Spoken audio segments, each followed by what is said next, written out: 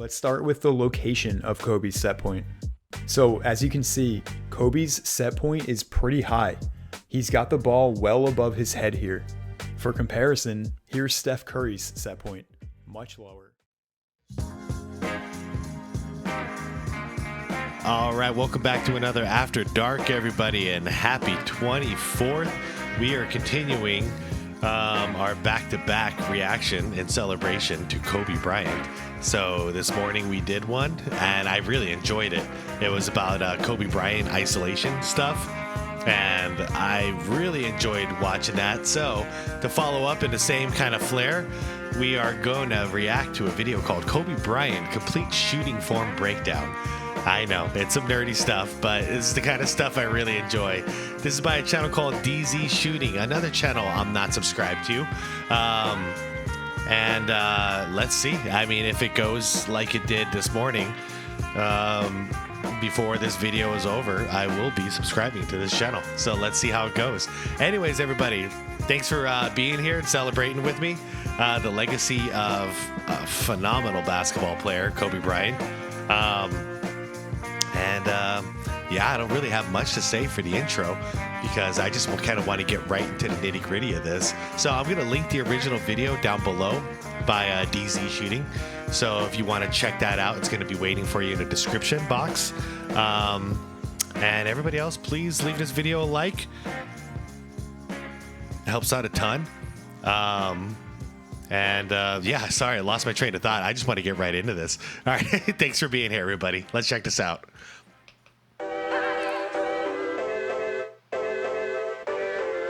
Gallinari.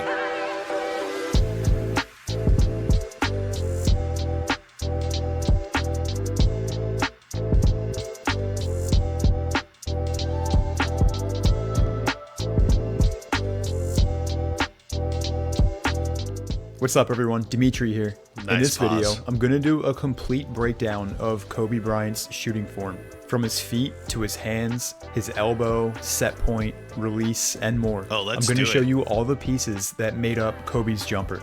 All right, let's dive in.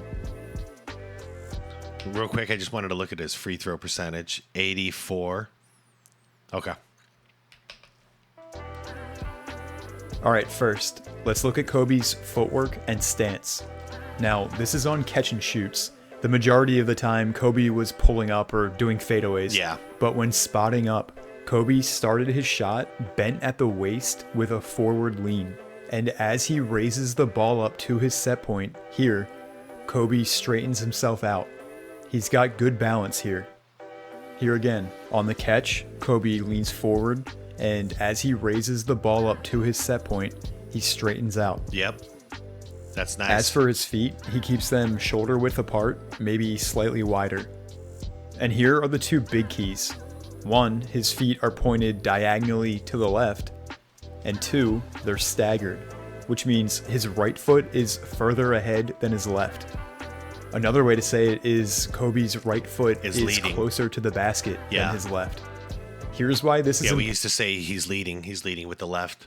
important when shooting a basketball. As a right-handed shooter, pointing your feet diagonally left and putting your right foot a little ahead of your left, this puts your shooting shoulder forward ahead of your left shoulder. You're essentially turning your body a little bit to the left so that your shooting shoulder is closer to and facing the basket. Yeah, that kind of makes sense because the forearm is going to be aligned with the basket. This on creates a release. straight line from your right foot up through your hip, up to your shoulder and elbow and the ball. Yep. All this makes it easier to shoot the ball straight. Look at it from this angle.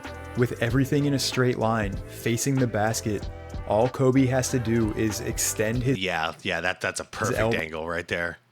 elbow and flick his wrist, and that ball is going straight every time. Yeah.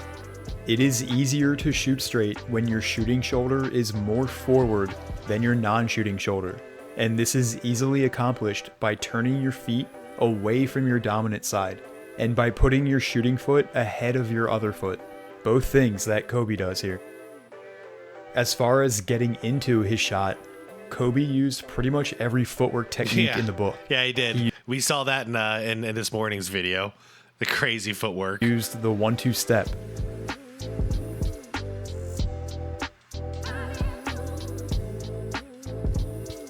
And the hop. smooth as butter.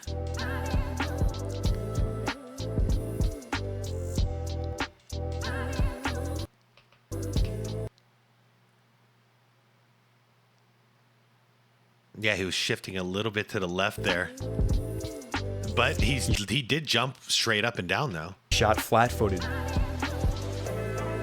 Ooh. It didn't matter.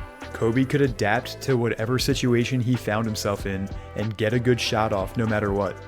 Now, the cool thing is, no matter which footwork Kobe used, there was one constant with all his shots.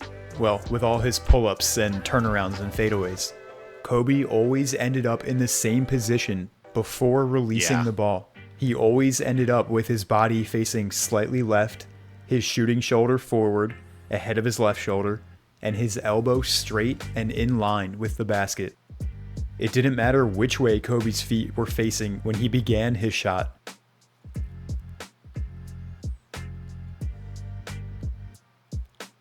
So much like MJ, because no matter what direction he was fading or even leaning forward or whatever the case may be, left, right fade, straight back fade. Yeah, it didn't matter.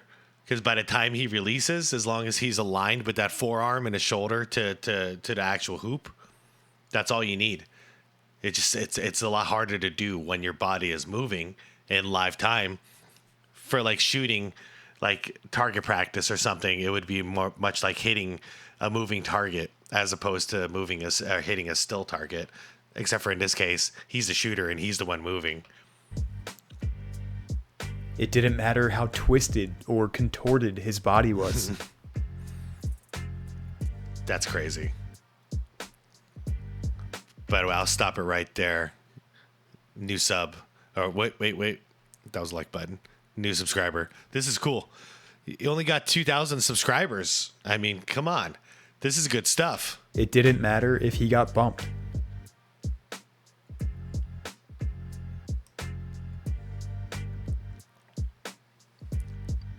Kobe would hang in the air until he was in this ideal shooting position, right here, and then he'd release. And it makes sense. That's why I guess in that first video this morning, no matter what I saw, it was like, it doesn't matter who's guarding him and how they're guarding him. He's going to get the shot off. And it's going to be the same percentage with somebody in his face versus if he was all alone. It doesn't matter because he's following these fundamentals. All right, let's move on to how Kobe held the ball. As for his grip, Kobe kept the ball in his fingertips, elevated off his palm, as you can see here. Yep. He kept his shooting hand in the middle of the ball and right under it. And he kept his guide hand to the side of the ball. Yeah, that's a little higher than I used to shoot. I used to have my guide hand right around here, just equally cupping to where the top and the bottom would be, but mainly focusing on the middle. His fingertips are a little higher than mine. This hand placement is really important for shooting the ball accurately and with good arc, but I'll get into that more in a little bit. I also want to point out that Kobe kept his shooting hand spread wide, with his fingers spread wide too. And this helps you to be more accurate and consistent with your release. Yeah, and full control over the ball. Moving on, let's look at how Kobe catches the ball and where his shot pocket is. Now, we all know the majority of Kobe's shots in his career came off the dribble, but when he did catch and shoot, here's how he prepared his hands. Kobe's hands are ready to shoot before he even catches the ball. Number one, he's got the palm on his shooting hand facing the ball. Number two, his guide hands are ready. Yeah, I was just about to say, his guide hands are ready to go. Hand is off to the side and facing towards the right. And number three, his hands and fingers are spread wide. Yep. If we go back to this screenshot from a minute ago, shooting palm under the ball, guide hand palm facing to the right towards the ball, hands and fingers spread wide. Kobe's doing the work before he even catches the ball. He's getting his hands in the proper position so that when he catches the ball, he doesn't have to move his hands and try to find his grip. He's got it right away and he can just rise up and fire. So then after he catches the ball, Kobe, like most shooters, dips the ball to get momentum. Yep. and then rises up and shoots. By the way, this is where, right here in this position, is where a lot of people get their steals. Right there, slap down. Jordan was a pro at this. Just slap down on the ball. And then rises up and shoots. I saw Kobe used to struggle with that a little bit when he was younger. And then Kobe shifted, because he's freaking brilliant offensively. He shifted to where he'd have his hands holding the ball, but he'd go up while the ball is off to the side. But then by the time he gets to the top in his shooting form, it's like nothing ever happened. But that would prevent you to do that slap down steal technique on him. And then Kobe's shot pocket, which is where he holds the ball to begin his shot. It's in the middle of his body, slightly shaded to the right side. He holds the ball right under the 2 on his jersey. And then as he rises up to shoot, he brings the ball up and over to his set point. Yeah, Gallinari should have swiped. Which leads me right into set point. Your set point refers to that brief pause in your shot, right after you raise the ball up into the air and before you actually start to shoot the ball up and forward. I'll play it all the way through. Watch for the pause here. Kobe raises the ball, pause, and now he starts to shoot. Your form at your set point is extremely important. And he releases it at the peak of his elevation as well. And I'll talk about that a little more as I show you what Kobe's set point looks like. But first, let's start with the location of Kobe's set point. So as you can see, Kobe's set point is pretty high. He's got the ball well above his head here. Yeah, it's good. For comparison, here's Steph Curry's set point. Much lower. It's at his forehead. It's crazy. Does the location of your set point matter? I don't think so. I think you can be a good shooter with a high or low set point. You just have to keep in mind, shooting with a high set point is going to be slower than if you have a low set point. Yeah, DZ knows exactly what he's talking about. I was hoping he would say that. All that does, one, it's a higher release, so there's a sacrifice there. So he's getting a higher release, which means less likelihood he's going to get blocked. However, the shot does take longer to get off, as opposed to Steph Curry, who's shooting it right off his forehead. There's some negatives there because that's very low visibility to get your shot off. You can't actually see the hoop for a second there when you're releasing the ball because the ball is blocking your visibility. However, when you got that kind of muscle memory like Steph does, then you'll hit the shot no matter what. But I believe because Steph is such a small dude, he has to do it quick. And we've seen him play long enough. That's how he gets 90% of his shots off, just quick fire. He just needs a small little gap to get that shot off because he's so accurate that all he needs is a way to get that shot off. So he's not going for height. An extra couple of inches, if he did a high release, is not going to matter because everybody else is still going to block him. So he's got to go for the quick release. Is a higher set point is harder to block. And that's a major reason Kobe was so good in the mid-range. His pull-up was hard to block because he held that ball so high. All right, let's look at Kobe's form at his set point. And these things here are what's really important for shooting the ball at a high percentage. Let's focus on the right side first, Kobe's shooting side. I mentioned this earlier, but Kobe has his shooting hand directly under the ball here at his set point, and this is what you want.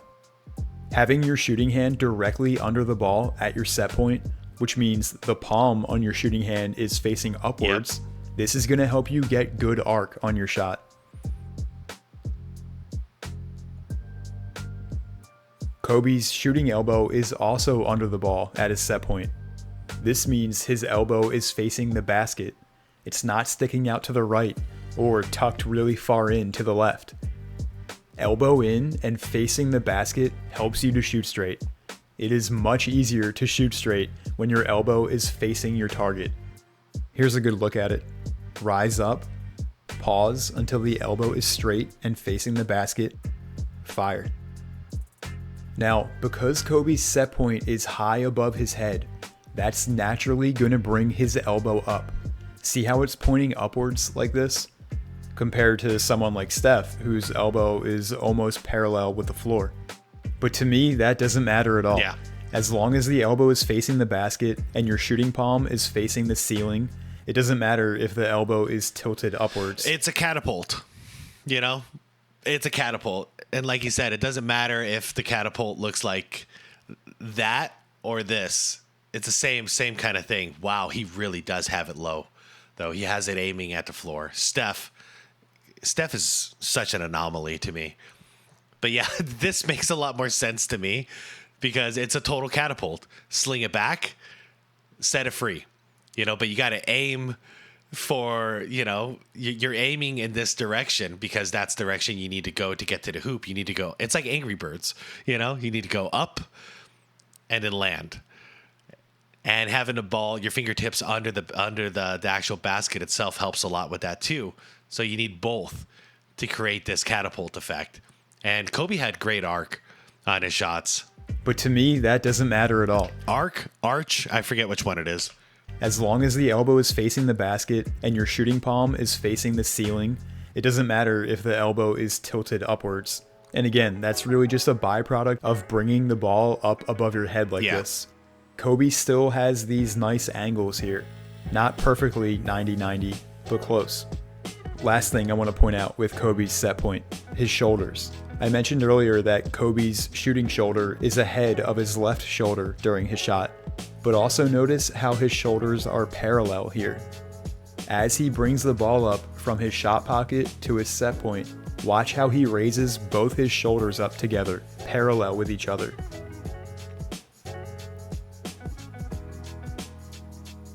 One shoulder isn't dipping lower than And to be able to do that off of such an imbalanced jump, the other. And this is ideal. he did it all the time too. From the set point, it's time to release the He ball. was on the move. Take a look at Kobe's guide hand first. Yeah. Watch how it comes off the ball before he releases it. Yeah, Kobe that's removes his perfect. left hand from the ball. That's perfect. And now he's free to shoot without any guide hand interference. Okay. So yeah, see how his guide hand is now? That's more how I held the ball. But Kobe did a perfect release. He did a release off, and then he still kept that guide hand there. That helps your accuracy. As silly as it sounds, that's why we call it a guide hand for a reason. His left thumb doesn't get in the way of his release at all. It doesn't influence the trajectory of the ball in any way. That's pretty. His guide hand is only there to control the ball as he brings it up Yep. from his shot pocket to his set point. And getting your guide hand out of the way when you release is going to help you be more accurate and more consistent. That's Now, such a when you pretty go to release. shoot a basketball, you're not going to have perfect hand placement 100% of the time. Here's a shot Especially when you got sweaty hands in the middle of a basketball game. where Kobe's fingers on his guide hand are wrapping around the ball and they're in front of the ball. Even so, Kobe still gets his guide hand Yep, out of the release way it. in time for a smooth release. Ooh, that was risky. So that's Kobe's guide hand on his release. Let's look at his shooting hand Good next. breakdown. On his release, Kobe's wrist snaps forward so his palm faces down, and his fingers are curled and pointed down. The other thing to note here is his fingers stay spread as he releases the ball. While holding the ball, his hand and fingers are spread, and as he releases the ball, his fingers stay spread. And also, his middle finger is the last to leave the ball. Hold on. The ball. It is. Dang. That's perfect, though. That's perfect. It's the longest finger.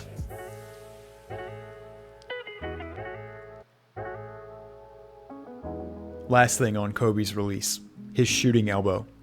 As he releases, he fully extends his arm and he has his elbow locked out. And then the most important thing, the height of his elbow on the release. The height of your shooting elbow on your release is a great indicator for how much arc you're going to get on your shot.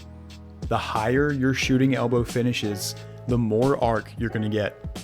The lower your elbow finishes, the less arc you're going to get. A good indicator is the level of your eyes. Getting your shooting elbow to finish at or above your eye level is going to give you ideal arc. If I draw a line here from Kobe's shooting elbow over towards his head, you'll see that his shooting elbow finishes well above his eyes, giving Kobe ideal arc on this shot. Oh yeah, and then real quick, as for his eyes, it looks like Kobe keeps his eyes on the basket throughout his entire shot. Alright, so I've shown you Kobe's stance and his footwork, how he grips the ball, his shot pocket, set point, and his release. Last thing, legs and timing. How Kobe uses his legs and when he releases the ball in relation to the use of his legs. Okay. Let me show you.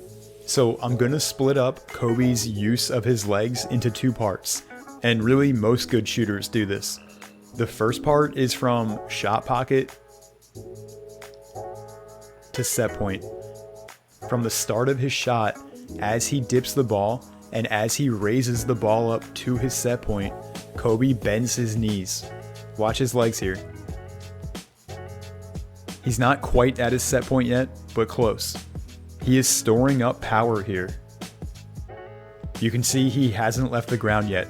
He's still on his feet, his toes are on the ground. From here, from just before his set point, through his release, Kobe extends his legs. Watch the legs.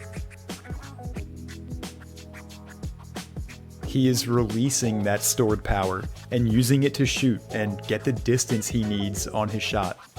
And the timing of this, it's not perfect, but Kobe has his knees completely bent when the ball gets close to his set point. Yeah. And then his legs finish extending and are fully straight right around when he releases the ball. Yeah, so he's got his shot set already in the upper body, and then all he has to do is elevate himself up with his legs to create that space for his release. This timing, knees bent at set point, legs fully extended upon release, this is what contributes to rhythm and having a smooth looking jump shot. And it's not all about looks, this is going to help you shoot more consistently too. Alright, his stance, his footwork, how he grips the ball, his shot pocket, set point, release. By the way, last little thing I can throw in here, that the angle of his elbow and how high his elbow is for this release also creates space with the defender, because if he's going to out jump his defender, which more than likely he's going to do by going straight up like this, you got to stay away from that elbow. So if you're going for the block, which is going to be up here, good luck. Good luck not fouling him with that elbow. So you got to get more creative and go off to the side or something like that. But if you're going to play him straight up, that just created more space. No wonder why he was able to get all these shots off. That point, release. The timing of his legs. These are all the different pieces that make up the shooting form of one Kobe Bryant. I hope you enjoyed this video and learned a thing or two. I did. Let me know if there's any other players you want me to break down. Alright, thanks for watching. I'll see you in the next one. Well, I ended up subbing to 2 channels today. Great stuff.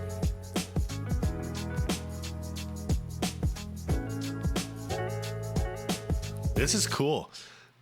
Guys, DZ here only has 2,000 yeah. Is that 205 or... No, he's got 2,000 subscribers, you guys. This video came out 4 months ago. If this interested any of you, like it did with me, I mean, go give him a sub. It would be cool if we made a little bit of a splash today.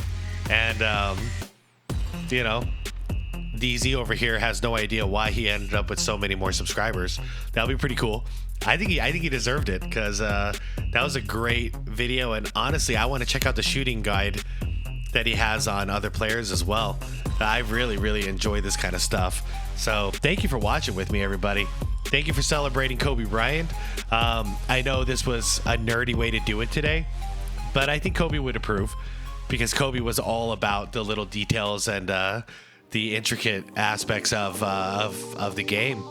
And this is what we're doing here today, is just breaking down all the little things that went into his game. We focused way more offensively than anything else today, but let's be real, so did Kobe. Anyways, thank you for watching with me, everybody. Thank you for celebrating with me. It's good to be back the last couple days and doing these After Darks. Sorry it's been so long since I've been doing the After Darks. Life has been, it's been life, and it's been preventing me from doing 2 videos a day lately, but I'm trying to get back to it. So thank you all for watching when I do. And I see you in the comments asking me for the After Dark to come back. And trust me, it's not because I got rid of it. It's just been a matter of time lately. So, yeah. Thank you for watching, everybody. Happy 24th, Kobe. Yeah, man. Rest in peace to you. And thank you for all the great basketball memories. Everybody, please leave this video a like if you don't mind. It helps out a ton. Helps out the channel a ton.